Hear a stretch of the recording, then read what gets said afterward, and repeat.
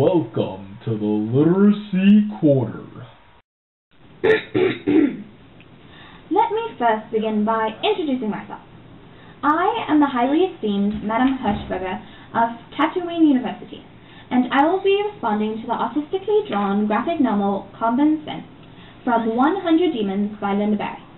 Not only does this charming read divulge the various odors and states of individual households, but it also reveals a deeper meaning behind the insecurities or demons that are too ashamed or embarrassed to share. There is also an underlying theme of racism, which ultimately leads Miss Barry to embrace her Filipino heritage. The graphic novel starts off with the nostalgic Mrs. Barry illustrating that as a child she was fascinated by the smells of other people's houses, and that no two houses ever smelled alike, even if the people used the same air freshener. Going door to door, Miss Barry takes in a variety of aromas contributed by the power-filled smells of air fresheners, like the mystery of the bleach people, whose houses gave off the fumes you could smell from the streets, or the lack of air fresheners at the Palakini, where it was a combination of mint, tangerines, and library books. But how? I never saw any of those things there. Although, the most interesting household fragrance was her own, the one she couldn't smell.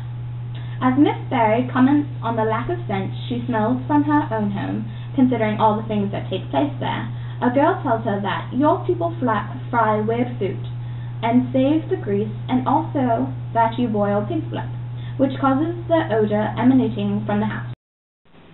My impression of the graphic novel is that racism and insecurities play a major role in what Mrs. Barry is trying to express through her story. Your Orientals have an array, with your Chinese smelling stronger than your Japanese, and your Koreans falling somewhere in the middle. And don't even get me started on your Filipinos. This being said by the most disinfecting, air freshener spraying person that ever lived, says a lot about the prejudice this neighbor has towards different ethnic groups. Later, when Mrs. Barry is an adult and thinking back to her childhood, she remembers the neighbor who said the stench of her house made her sick. I started thinking about my old neighbor. I don't think she had a body in her attic, but there was something she was trying to spray away. The air freshener symbolizes the need to cover up a flaw or insecurity someone might be feeling, and the neighbor uses the air freshener to segregate herself from other racial.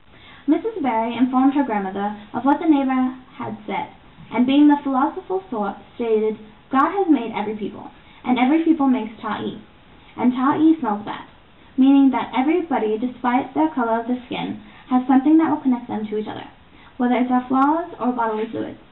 Miss Barry also learns to embrace the part of her that is different, like her Filipino heritage, because it is who she is. Our house smelled like grease and fish, and pork and dogs, like all the wild food my grandmother boiled and fried. And if they could get that into a spray can, I'd buy it. I admit that I clean and straighten things up when I have company coming over, because I don't want people to think I'm a slob. And I have been known to use an air freshener a time or two, or light a candle in my room on occasion, because I want my room to smell and look nice.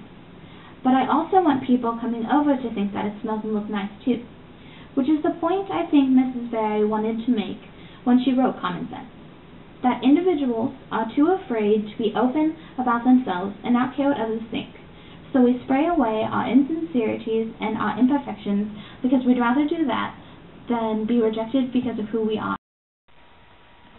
Thank you, thank you, thank you.